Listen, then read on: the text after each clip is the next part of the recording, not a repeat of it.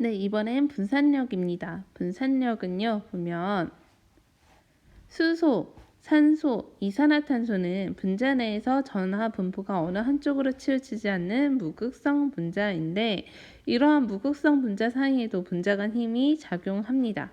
네, 여기 밑줄 좀 쳐볼까요? 예를 들어 일정 조건에서 이산화탄소 기체를 냉각하면 분자 사이 거리가 매우 가까워지므로 고체인 드라이아이스가 된다. 그럼 무극성 분자 사이의 힘은 어떻게 생길까? 네, 여러분은 이제 여기까지 읽고 조금 유추가 되시나요? 이 전에 있던 쌍극자 힘은 극성 분자 내에서만 작용하는 힘이었습니다. 근데 이 분산력이라는 것은 무극성 분자 사이에서도 작용을 한다라는 게 유추가 되시죠. 그럼 분산력의 원리를 한번 볼게요. 두 번째 문단을 보면 분자 내에서 전하 분포가 한쪽으로 치우치는 현상을 편극이라고 한다. 분자 내에서 전자는 끊임없이 운동하고 있으므로 무극성 분자 내에서도 편극이 일어나 순간적으로 쌍극자가 생성될 수 있다. 이렇게 생성된 쌍극자는 가까이에 있는 다른 분자의 전하 분포에 영향을 주어 또 다른 쌍극자를 유도한다.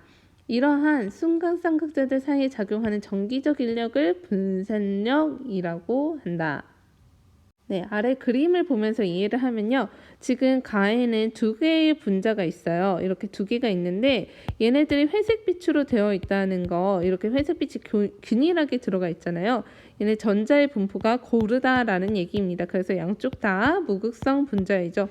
근데 왼쪽에 있는 분자가 순간적으로 전자의 치우침이 생겨서 순간적인 편극이 일어나게 됩니다. 그래서 한쪽이 부분적인 양전화, 한쪽이 부분적인 음전화를 갖는 순간적인 편극이 일어나게 되면 이 양전화와 음전화가 생기기 때문에 이 양전화 쪽에서 다른 분자의 전자를 이렇게 끌어당기려고 그 상호작용을 하게 될 거 아니에요? 그러면서 이 부분적인 양전화가 다른 분자의 전자들을 이끌어오면서 다른 분자의 편극을 유도하게 됩니다.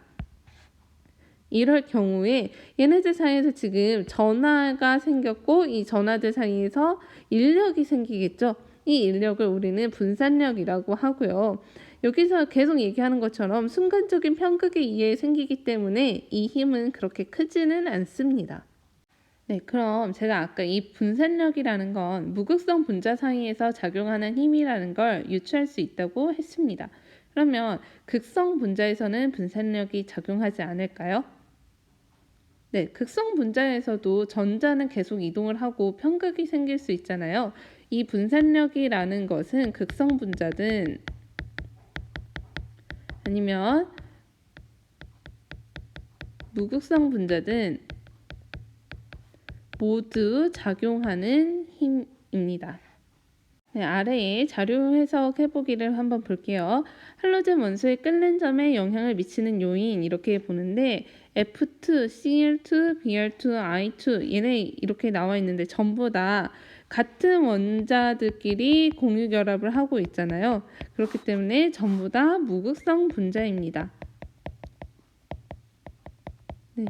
아까 쌍극자 모멘트가 아닌 분산력은 뭐 극성 분자, 무극성 분자 모두 다 작용할 수 있다고 했지만 얘네들의 그 분자량에 따른 끓는 점을 제대로 비교하기 위해서 네 가지의 무극성 분자를 두었습니다.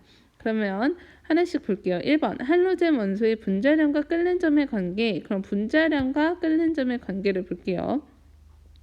분자량이 주기율표에서 이렇게 아래로 내려올수록 원자 분호가 증가할수록 당연히 분자량 증가하죠.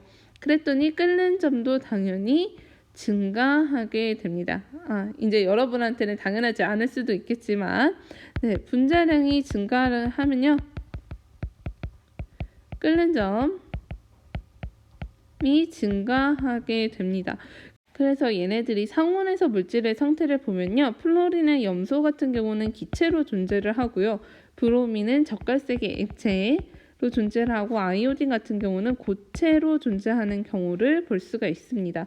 왜냐하면 아이오딘의 그 분자량이 가장 크고 그리고 분산력이 가장 크기 때문에 얘네들이 그 분자 사이의 인력이 큰 거죠. 그러다 보니까 서로를 강하게 끌어당겨서 고체로 존재하게 됩니다. 그럼 왜 분자량이 크면 끓는 점이 높아지느냐? 분자량이 커지면요. 분산력이라는 게 증가를 하게 됩니다. 즉 전자의 편극이 더 잘 일어나게 되고 그럴 경우 끓는 점이 높아지기 때문에 그렇습니다.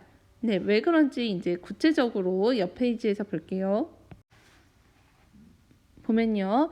일반적으로 무극성 분자의 분자량이 크고 분자 모형이 넓게 퍼진 것일수록 분산력이 강하여 끓는 점이 높다. 그 까닭은 분자 내의 전자수가 많고 전자가 움직일 수 있는 공간이 넓을수록 편극이 잘 되기 때문이다. 네, 그러니까 분자량이 크다는 건 결국 그 원자가 크다는 얘기잖아요. 원자도 크고 그러면 원자 핵에 있는 양전하도 많을 거고 전자도 많을 거예요. 더군다나 전자는 이렇게 쌓이게 될 때 각 전자 껍질에 들어가는 개수가 정해져 있으면서 전자가 늘어나면 늘어날수록 그 전자들이 다니는 전자 껍질 수도 커지게 되고 원자의 크기도 커지게 되겠죠. 그러다 보니까 이 전자의 움직임이 자유롭고 편극이 잘 된다는 이야기입니다. 네, 아래에 메테인이네요. 메테인, 뷰테인, 노말펜테인, 네오펜테인 이렇게 네 가지 분자의 끓는 점과 이제 분자량 이런 것들이 있는데 한번 볼게요. 먼저 메테인하고 뷰테인을 보면요. 둘뿐만 아니라 여기는 네 가지 화합물 전부 다 탄화수소이기 때문에요. 분자의 극성이 매우 적습니다. 우리가 거의 무극성 분자라고 볼 만큼 분자의 극성이 매우 적은데 여기 있는 이 메테인하고 뷰테인의 차이는요. 탄소 하나에 수소가 이렇게 4개가 있느냐 아니면 탄소가 지금 4개의 수소가 총 10개 이런 식으로 있느냐의 차이가 있겠죠. 당연히 분자의 크기가 다르기 때문에 분자량도 차이가 납니다. 분자량 뷰테인이 58이 되죠. 그럴 때 분자량이 높은 뷰테인이 메테인보다 끓는 점이 더 높게 됩니다. 네, 그래서 얘네 둘은 분자량의 차이에 의한 분산력 차이를 비교를 했던 거고요.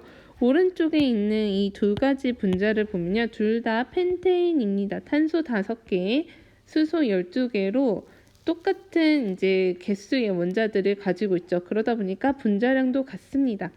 근데 하나는 노말 펜테인이라고 해서요. 탄소가 다 일렬로 나열이 되어 있고요. 분자의 모양이 이렇게 긴 사슬 구조를 갖습니다. 반면에 네오펜테인이라는 건 탄소가 이렇게 마치 원형처럼 이루어져 있죠. 이렇게 보면 구형과 같은 모습을 갖고 있는데요. 이런 구조를 우리는 네오펜테인이라고 합니다. 그러면 얘네들은 분자량이 같으니까 분자의 구조를 가지고 그 끓는 점을 얘기를 해야 되는데 오른쪽에 있는 물질의 끓는 점이 더 낮습니다. 왜 그러냐면요. 얘네들은 지금 이렇게 사슬 모양으로 있는 노말 펜테인 같은 경우는 이렇게 넓은 공간에 대해서 전자들이 이동을 할 수가 있어요. 그러니까 편극할 수 있는 방향이 여러 개가 되는 거죠. 반면에 네오펜테인 같은 경우는 얘네들이 이렇게 구 모양으로 결집이 되어 있으면서 편극을 하기가 생각보다 쉽지 않습니다. 즉 노말 펜테인이 편극이 더 잘 이루어지고요. 그렇기 때문에 끓는 점이 높게 됩니다. 그래서 얘네 두 분자에 대해서는 분자의 모양에 따라 편극의 정도가 다르고 그래서 분산력이 다르고 그래서 끓는 점도 다르다라는 이야기가 나온 겁니다. 네, 그러면 이제 마지막 문단을 좀 볼게요. 분산력은 분자 안의 전자의 움직임에 의해 발생하는 분자 간 힘이기 때문에 모든 분자, 아까도 얘기했었죠? 모든 분자에 대해서 분산력이 작용한다. 그리고 이렇게 내용을 쭉 보다 보면 밑에 극성 분자와 무극성 분자의 끓는 점을 비교하려면 그래서 분자량과 분자의 극성을 함께 고려해야 합니다. 네, 제가 이 전 페이지 얘기를 할 때 분산력이라는 게 순간적인 편극에 의해서 생기기 때문에 상대적으로 약한 힘이라고는 얘기를 했었는데 때때로 쌍극자 힘보다 더 분산력이 크는 경우도 있어요. 이 예시들을 전부 다 외울 건 아니지만 우리가 이제 주어진 자료를 보고 왜 그런지 이렇게 분석을 할 수가 있어야겠죠. 한 예시를 볼게요. 네, 제가 이 옆 페이지에 바로 이렇게 써놨는데요. HCl하고 Br2를 비교를 해보면요. HCl은 극성 분자입니다. 반면에 Br2는 무극성 분자예요. 그러니까 이 HCl 극성 분자 안에는 쌍극자 힘도 작용을 하고요. 분산력도 작용을 합니다. 반면에 Br2 같은 경우는 무극성 분자이기 때문에 분산력만 그 분자 사이에서 작용을 합니다. 그러면 우리가 예상을 할 때 쌍극자 힘이 있는 HCl의 끓는 점이 더 높을 것이라고 예측하지만 실제로는 Br2의 끓는 점이 훨씬 높습니다. 왜냐하면 분자량에서 차이가 크게 나타나기 때문에 그렇습니다. HCl은 36.5의 분자량을 갖고요. Br2는 160의 분자량을 갖습니다. 분자량에서 확연히 차이가 나기 때문에 이 경우에는 무극성 분자인 Br2의 끓는 점이 더 높고요. 그래서 HCl은 상온에서 기체, 그리고 Br2는 상온에서 액체입니다. 네, 아까부터 상온에서의 상태 얘기를 하는데 이 상온이라는 건 25도C를 의미합니다. 그러니까 그때 자료를 보고 우리가 좀 해석할 수 있어야겠다라는 것과 내신을 대비할 때는 이 교과서에 있는 예시 정도를 확인할 수 있으면 되겠다라고 보시면 되겠습니다. 네, 그 다음에 창의융합 사고는 넘어갈 건데요. 제가 가지고 있는 그 교과서 책에는 이 산소의 끓는 점이 잘못 표기가 되어 있더라고요. 여러분들 산소의 끓는 점이 마이너스 183도C로 제대로 되어 있는지 한번 보시고요. 네, 핵심 개념 확인하기로 바로 넘어갈게요. 1번 무극성 분자 사이에 작용하는 분자 간 힘에는 무엇이 있느냐? 네, 분산력이 있습니다. 이 분산력에 영향을 주는 요인 두 가지가 있죠. 하나는 분자의 질량인 분자량이 있고요. 또 하나는 아까 그 네오펜테인과 노말펜테인을 비교했던 분자의 모양이 있습니다. 그 다음에 프로페인은 메테인보다 분자량이 커요. 프로페인의 분자량이 얼마일까요? 네, 얘는 44가 되고요. 메테인의 분자량은 16입니다. 둘 다 탄화수소이기 때문에 거의 우리가 무극성 분자라고 부릅니다. 그렇다면 분자량이 결국에 끓는 점을 결정하겠죠. 그러니까 프로페인의 분자량이 더 크니까 끓는 점도 더 높게 됩니다. 네, 이렇게 해서 분산력에 대한 이야기를 마치고요. 다음에는 수소 결합에 대한 이야기를 하겠습니다.